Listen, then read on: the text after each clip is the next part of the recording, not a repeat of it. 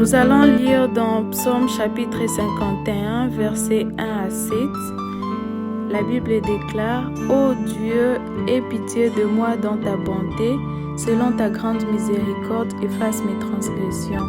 Lave-moi complètement de mon iniquité et purifie-moi de mon péché. Car je reconnais mes transgressions et mon péché est constamment devant moi. J'ai péché contre toi seul et j'ai fait ce qui est mal à tes yeux, en sorte que tu seras juste dans ta sentence, sans reproche dans ton jugement. Voici, je suis né dans l'iniquité et ma mère m'a conçu dans le péché. Mais tu veux que la vérité soit au fond du cœur. Fais donc pénétrer la sagesse au-dedans de moi. Purifie-moi avec l'hysope et je serai pur. Lave-moi et je serai plus blanc que la neige. Amen.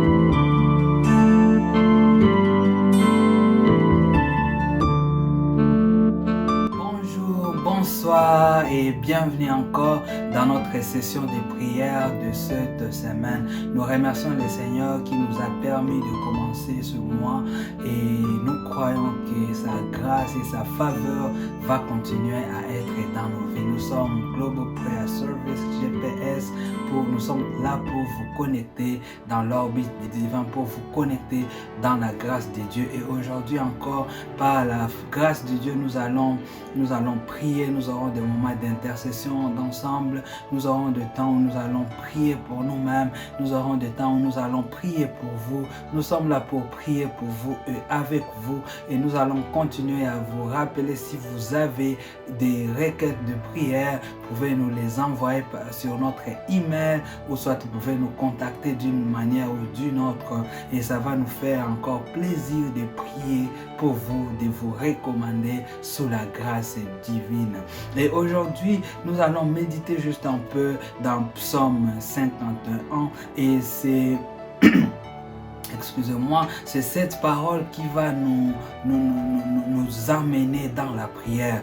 Et nous serons en train de voir la volonté de Dieu, la pensée de Dieu qui se trouve cachée dans le psaume de David au chapitre 51. Et nous commençons aujourd'hui, nous voyons que David commence sa prière au verset 3. Il est en train de dire: Ô Dieu, aie pitié de moi dans ta bonté, selon ta grande miséricorde, efface mes transgressions.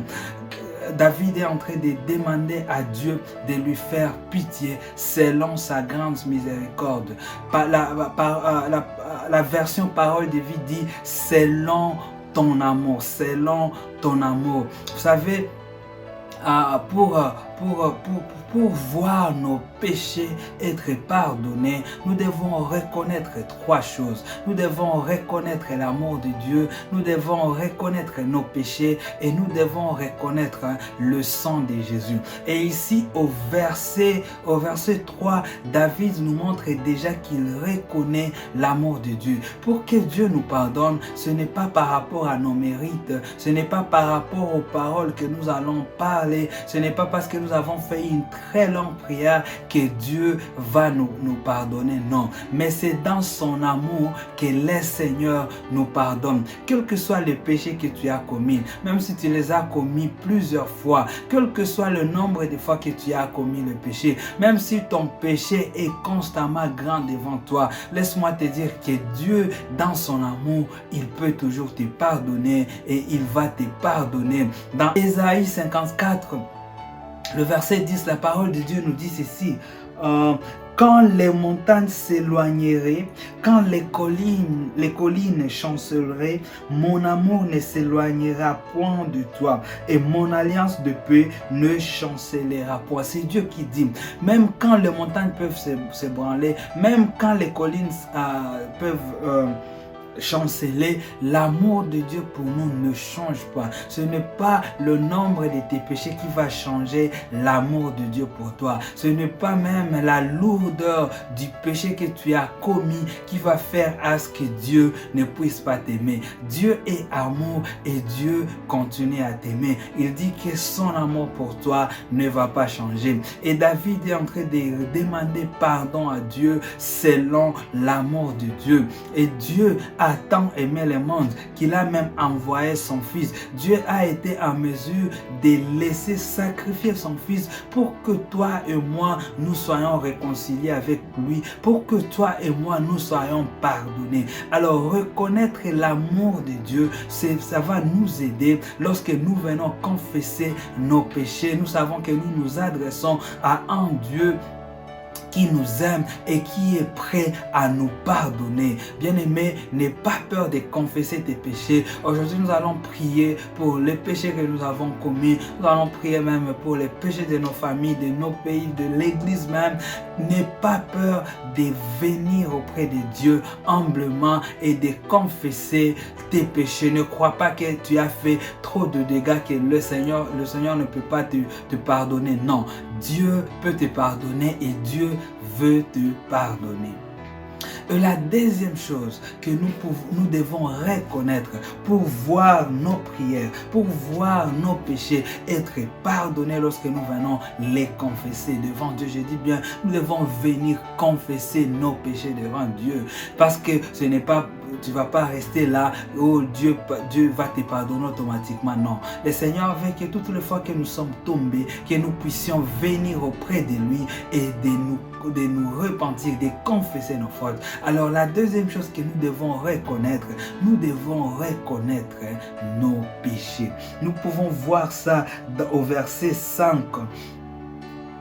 Au verset 4, David est en train de dire: lave-moi complètement de mon iniquité et purifie-moi de mon péché, Le verset 5, il dit: car je reconnais mes transgressions et mon péché est constamment devant moi. Si j'ai péché contre toi seul et j'ai fait ce qui est mal à tes yeux.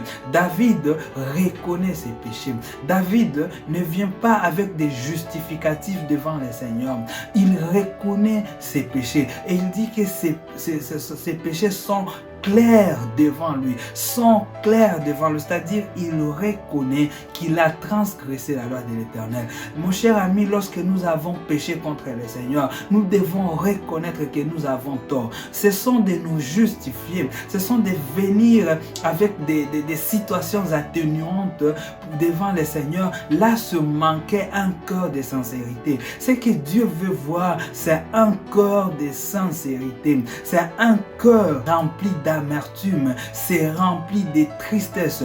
Dans 2 Corinthiens chapitre 7 au verset 10, la Bible nous dit: la tristesse que Dieu produit en nous amène à la repentance. C'est cette tristesse qui nous pousse même à reconnaître nos péchés. Plusieurs fois nous venons devant Dieu sans pour autant reconnaître nos péchés. Il y a des fois nous venons et nous ne savons même pas si nous avons péché ou pas. Et quand nous avons fait quelque chose, nous sommes en train de nous demander nous-mêmes: est-ce que vraiment c'est un péché? Est-ce que vraiment c'est trop grave? Mais quand même, je n'ai pas fait beaucoup. Je fais seulement, j'étais juste au début. Tu ne reconnais même pas si tu as péché. Et tu es en train de vouloir te justifier. Non, mon Dieu, tu sais, je n'avais pas de choix. Tu vois. Non, Dieu ne le voit pas. Nous devons venir confesser, nous devons reconnaître nos péchés. David dit: je reconnais mes péchés et mon péché est constamment devant moi. C'est-à-dire, je reconnais que j'ai eu tort. Seigneur, pardonne-moi. Je reconnais que j'ai été rebelle contre toi. Mon Dieu, pardonne-moi. Je reconnais que j'ai transgressé ta loi. Seigneur, pardonne-moi. Je reconnais que j'ai été désobéissant devant toi. Seigneur, pardonne-moi. Et laissons ces histoires devenir, nous commençons, tu vois, Seigneur, d'après tout, la situation là, c'était vraiment compliqué. Et vous voyez, même toi, non. Là, c'est le manque de sincérité. Et une prière qui n'est pas sincère, Dieu ne va pas te pardonner. Dieu ne te pardonne pas parce que tu as multiplié des bonnes paroles, mais Dieu regarde ton cœur. Vous savez ce qui fait la différence entre le roi Saül et le roi David? ce n'est pas que David était sans plus que Saül. David a fait beaucoup de dégâts. Saül a fait aussi beaucoup de dégâts. Tous, ils étaient des hommes. Ils péchaient. Tous péchaient contre le Seigneur. Mais la différence était où? C'est parce que David reconnaissait ses péchés et il venait les confesser sincèrement devant Dieu. Pendant que Saül, lui, il ne le faisait pas. Il ne reconnaissait pas ses fautes et il se justifiait même devant le Seigneur. Nous pouvons voir une histoire de Saül dans 1 Samuel au chapitre 15 où Dieu lui a dit d'aller combattre Amalek et de dévouer tout par interdit, de tuer tout le monde et même le roi. Mais Saül a désobéi, il n'a pas tué le roi et il a même pris des butins. Et alors, lorsque Samuel se présente devant lui pour lui dire qu'est-ce que tu as fait, pourtant le Seigneur t'a dit autre chose, Saül, au lieu de reconnaître son péché, il commence à donner des justifications. Plusieurs fois, nous venons devant Dieu avec des justifications. Nous voulons même nous justifier en nous appuyant sur la volonté de Dieu. Non, mon cher ami, lorsque nous avons désobéi, nous devons nous repentir. Dans 1 Samuel, au 15, au verset 20, nous pouvons voir, par exemple, cette justification de Saül. Il dit ceci: j'ai bien écouté la voix de l'Éternel et j'ai suivi le chemin par lequel m'envoyait l'Éternel. J'ai amené Agag, roi d'Amalek, et j'ai dévoué par interdit les Amalécites. Mais le peuple, verset 21, mais le peuple a pris sur le butin des brebis et de bœufs comme prémisse de ce qui devait être dévoué afin de les sacrifier à l'Éternel, ton Dieu, à Gilgal. Le Seigneur ne leur a jamais dit d'amener les brebis pour lui sacrifier, pour faire des sacrifices. Le Seigneur leur avait dit d'interdire tout, de dévouer tout par interdit, de tout détruire. Mais eux, ils ont désobéi. Et même quand le prophète se présente devant Samuel, Samuel n'écoute pas. Au lieu de reconnaître, il se justifie en s'appuyant, en disant: bon, mais si j'ai amené ça pour rendre culte, pour t'adorer. Bien-aimé, lorsque nous avons désobéi, nous devons être sincères et reconnaître que nous avons péché et dire: Seigneur, nous avons péché.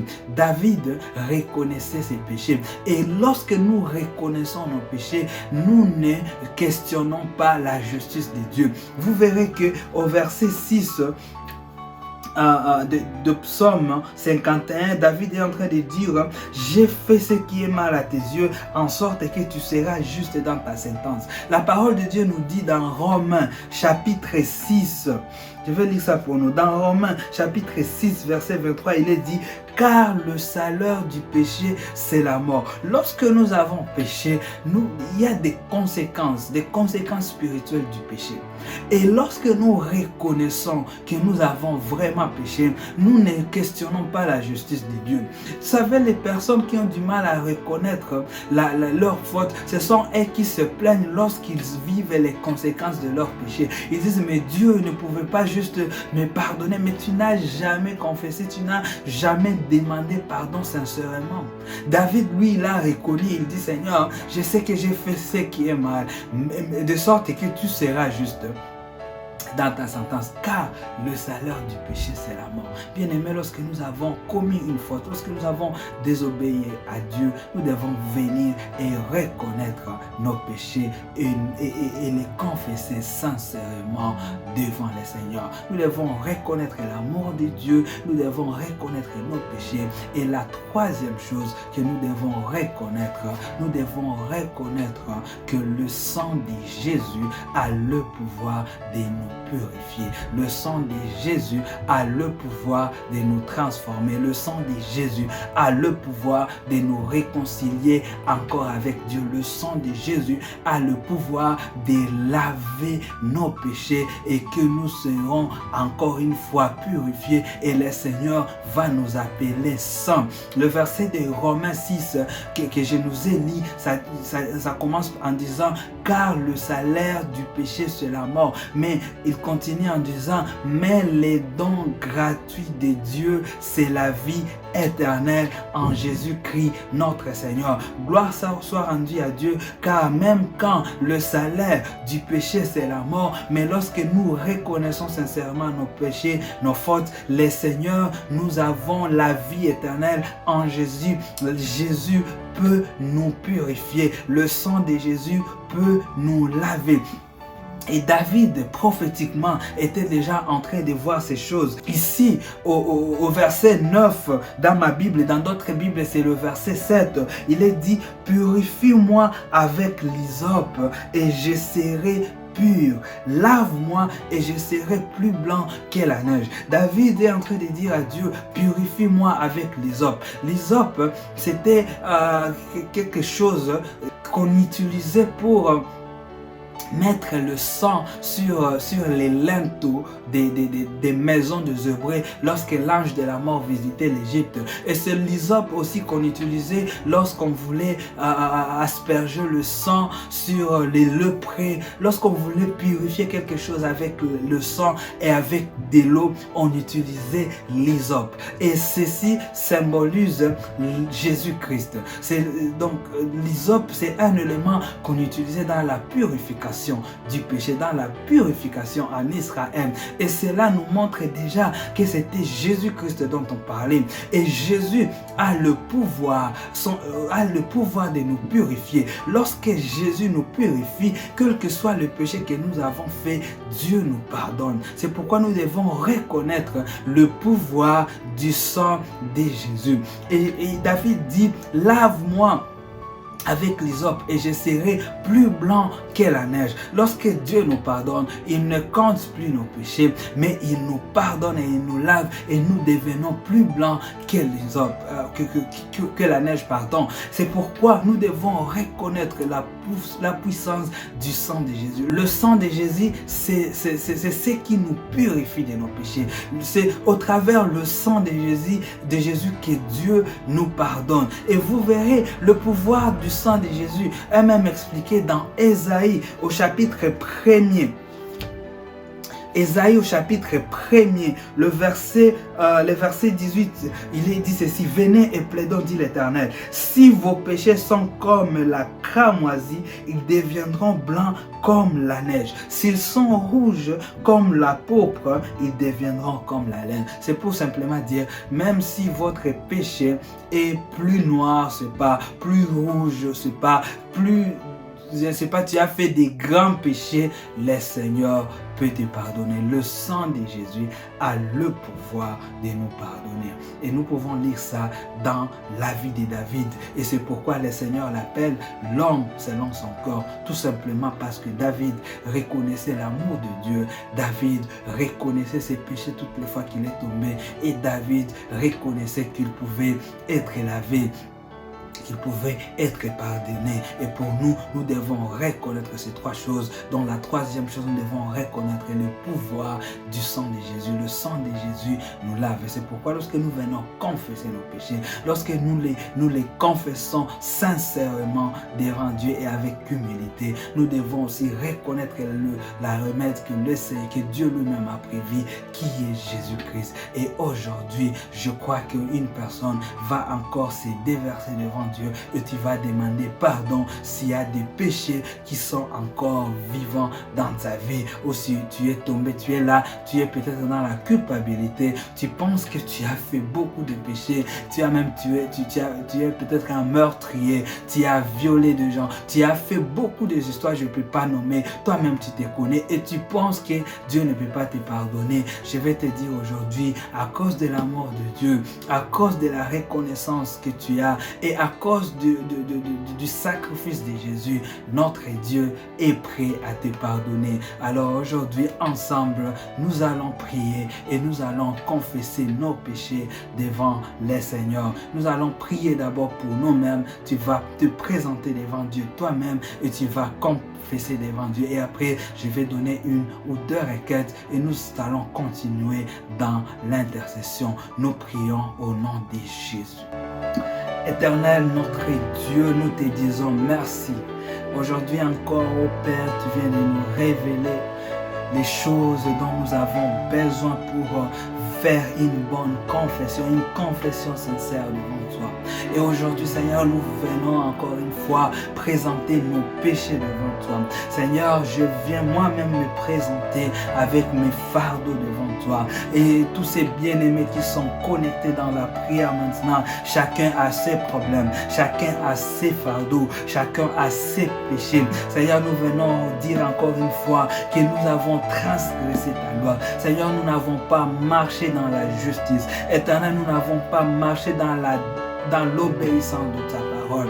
Père, nous n'avons pas respecté ta loi, oh Dieu. Seigneur, nous n'avons pas honoré, oh Éternel, ton nom. Seigneur, nous prions que tu nous pardonnes. Seigneur, pardonne-nous. Nous avons péché par nos mains. Nous avons péché par nos yeux. Seigneur, pardonne-nous.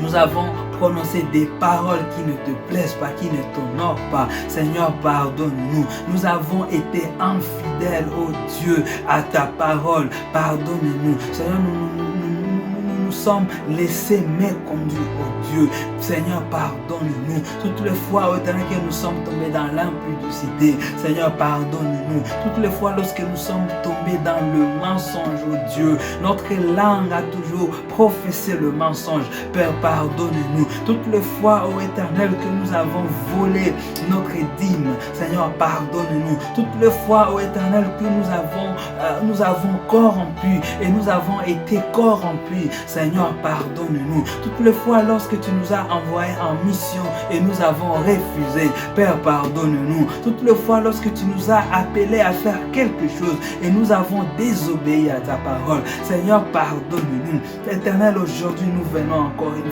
fois implorer ta miséricorde. Oh Dieu, aie pitié de nous. Aie pitié de ce frère. Aie pitié de cette sœur. Seigneur, pardonne les fautes de chacun de nous, oh Dieu. Aujourd'hui, Seigneur, lorsque ça soit un jour de notre délivrance, lorsque ça soit un jour de notre purification, Seigneur, lave-nous.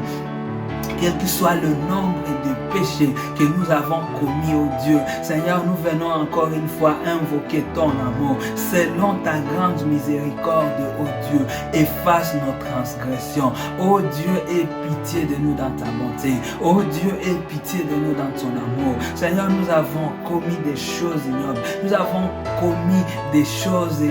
Nous étions dans la débauche, oh Dieu. Nous étions dans l'ivrognerie, oh Éternel. Nous avons été dans la calomnie, oh Dieu. Nous avons été dans la médisance. Seigneur, pardonne-nous pour tous ces péchés, oh Éternel. Seigneur, nous avons jalousé nos frères, nos sœurs que tu as bénis à côté de nous, oh Éternel. Nous avons touché, oh Éternel, à la corruption, Seigneur. Nous nous sommes laissés dans l'impureté sexuelle, oh Dieu. Nous nous sommes laissés dans toutes sortes d'impuretés. Seigneur, pardonne-nous, oh Dieu. Pardonne-nous, Seigneur. Tout ce que nous avons fait comme mal, Éternel, nous prions que tu nous pardonnes et que tu nous purifies. David disait, purifie-nous, purifie-moi avec l'hysope. Seigneur, nous reconnaissons la puissance de ton sang et nous prions que tu puisses nous purifier par le sang de Jésus. Jésus-Christ, laisse que ton sang nous purifie. Laisse que ton sang purifie ce frère. Laisse que ton sang purifie cette sœur. Laisse que ton sang nous purifie, oh Dieu. Même quand nos péchés sont comme de la cramoisie, laisse que tu nous rendes plus blancs que la neige. Le sang de Jésus, laisse que ton sang, le sang de Jésus soit déversé sur chacun de nous aujourd'hui et que nous soyons encore délivrés de ce temps mortel. Que nous soyons encore délivrés, Seigneur, de nos péchés. Seigneur, que ton sang nous lave. C'est ton sang qui purifie. C'est ton sang qui donne la vie. C'est ton sang qui a coulé pour nous sauver. Et c'est ce sang que nous venons invoquer aujourd'hui afin que nous soyons purifiés, afin que nous soyons pardonnés. Seigneur, laisse que tu puisses encore nous pardonner, oh Dieu.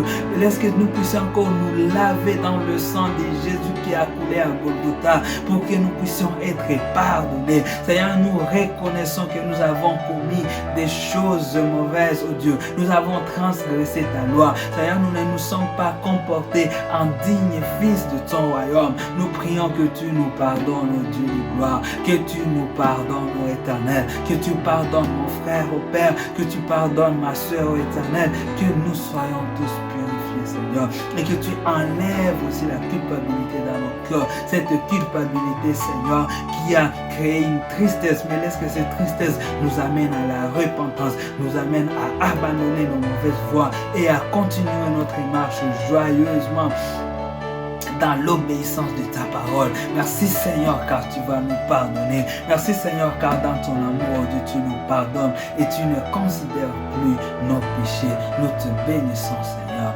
Gloire te soit rendue Jésus-Christ. Merci éternel. Bien-aimés, nous allons prier nous allons demander que Dieu pardonne son Église. Nous allons prier en faveur de l'Église, corps du Christ, au travers du monde. Nous allons prier que Dieu pardonne son Église. Il y a des choses peut-être que l'Église a dévié de la parole. Il y a peut-être une façon que l'Église ne s'est pas engagée dans la mission. Il y a des choses peut-être que l'Église est allée beaucoup plus dans les penchants du monde. Mais tu vas prier que le Seigneur pardonne son Église et en même temps nous serons en train de prier que le Seigneur relève son Église. Tu vas prier pour ton Église locale et tu vas prier pour l'Église universelle, l'Église corps du Christ qui est composée de tous ceux-là qui croient au Seigneur Jésus comme leur Seigneur et Sauveur. Nous prions pour l'Église. Seigneur, nous venons invoquer encore une fois ta miséricorde en faveur de l'Église, oh Dieu. Cette Église que tu as établie dans ce monde, qui devrait être la lumière du monde. Mais Seigneur, pardonne-nous parce que nous n'avons pas été la lumière du monde. Pardonne-nous parce que nous n'avons pas été le sel du monde. Pardonne-nous, Seigneur, pardonne ton Église de n'avoir pas, ô Éternel, influencé ce monde, mais de se laisser influencer par le monde. Seigneur, nous prions pour toute l'Église et corps du Christ au travers le monde, partout dans tous les pays, Seigneur, que tu pardonnes l'Église, Seigneur, que tu pardonnes l'Église locale, que tu pardonnes nos églises locales, que tu pardonnes toutes les églises qui confessent en ton nom éternel. Et nous prions que tu puisses les relever, que tu puisses les réveiller. Réveille encore ton Église, oh Dieu, afin que nous puissions nous engager assidûment dans la mission. Réveille ton Église, oh Dieu, afin que nous puissions encore nous engager dans l'Évangile. Réveille ton Église, oh Dieu, afin que nous ne puissions pas nous conformer du monde, mais que nous puissions impacter le monde par ta lumière, par la lumière de l'Évangile. Seigneur, laisse que tu relèves encore ton Église et que tu relèves tes serviteurs. Nous prions, Seigneur, que tu pardonnes tous ces serviteurs qui se sont compromis, qui se sont laissés influencer par le monde, qui ont quitté la voie de la droiture et se sont plongés dans les histoires du monde. Seigneur, pardonne tes serviteurs et relève-le. Purifie-les, Seigneur, par le sang de Jésus. Purifie encore ton Église par le sang de Jésus. Lorsque le sang de Jésus puisse encore purifier l'Église du Seigneur, dans le nom de Jésus, Seigneur, nous sommes en train de prier encore que tu puisses relever ton Église au travers le monde, dans le nom de Jésus. Seigneur, nous te disons merci. Bien-aimés, nous allons faire une dernière prière pour aujourd'hui et nous allons prier pour nos nations. Tu vas prier pour ton pays particulièrement et tu vas aussi prier pour d'autres pays. Nous allons prier que le Seigneur pardonne nos nations d'avoir quitté les fondements bibliques. Nous allons dire, Seigneur, pardonne nos nations d'ignorer les voies de l'Éternel. Nous allons invoquer la miséricorde de Dieu en faveur de nos nations. Tu vas prier pour ton pays et tu vas implorer encore que Dieu puisse vous faire miséricorde, parce que presque partout dans ce monde, les nations, les politiques sont en train de dévier des voies de l'Éternel. Ils ont oublié l'Éternel. Nous allons dire, Seigneur, pardonne nos nations. Pardonne nos nations. Nous allons prier en même temps que le Seigneur relève les élites qui vont avoir la crainte de l'Éternel. Nous prions. Seigneur, je prie pour mon pays. Je prie, nous prions tous pour nos nations. Et je prie pour toutes ces nations. Je prie pour tous ces pays et tous ces bien-aimés qui sont en train de prier maintenant. Seigneur, pardonne mon pays de n'avoir pas honoré ton nom. Pardonne mon pays d'avoir dévié à ta volonté. Pardonne ma nation, Seigneur, de n'avoir pas obéi à ta parole, oh Dieu. Pardonne les nations, Seigneur. Pardonne nos pays, Seigneur, d'avoir dévié à toi, de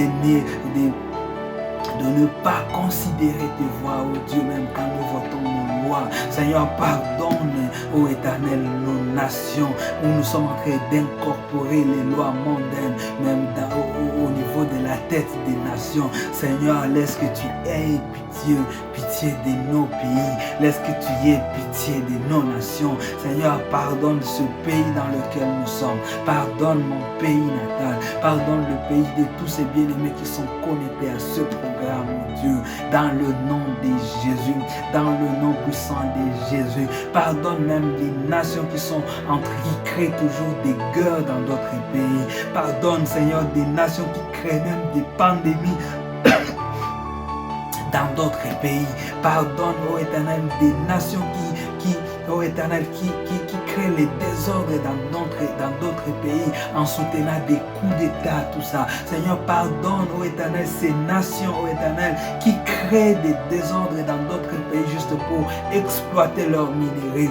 Pardonne, Seigneur, toutes sortes de choses, ô Éternel, que nos nations ont fait, ô Dieu. Seigneur, pardonne-nous, Seigneur. Nous prions que tu pardonnes ton peuple, ô Dieu, que tu pardonnes nos nations et que tu puisses élever encore une fois des élites qui ont la crainte de l'Éternel. Seigneur, nous te bénissons.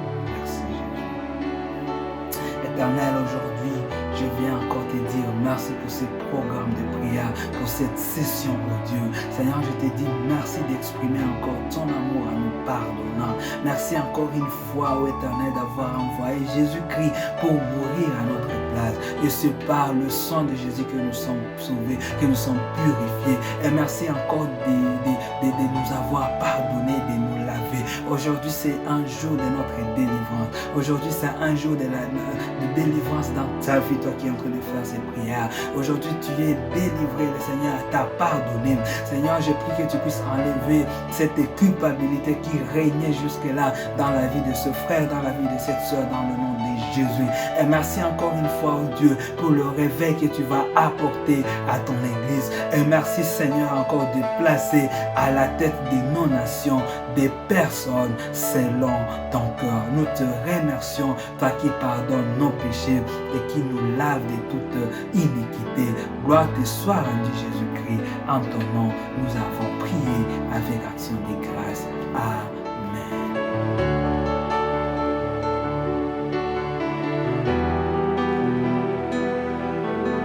Merci de participer dans ce programme de prière et je sais bien que le Seigneur t'a pardonné si tu as confessé tes péchés sincèrement. Je suis en train de te dire que Dieu t'a pardonné. Je vais juste nous conseiller une chose maintenant. Ne rentrons pas dans nos mauvaises habitudes.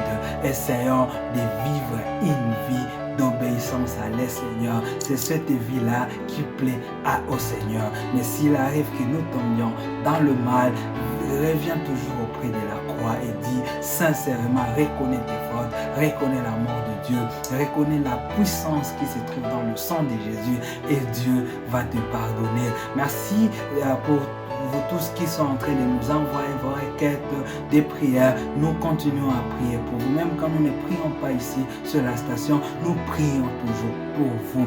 Et nous allons encore nous rencontrer la semaine prochaine pour une nouvelle session de prière à la même chaîne, à la même heure. Et je vais juste nous prier de continuer à partager ces vidéos avec d'autres personnes parce que cela, tu seras en train d'apporter un soulagement dans la vie d'une personne qui a été rongée jusqu'ici par une grande culpabilité.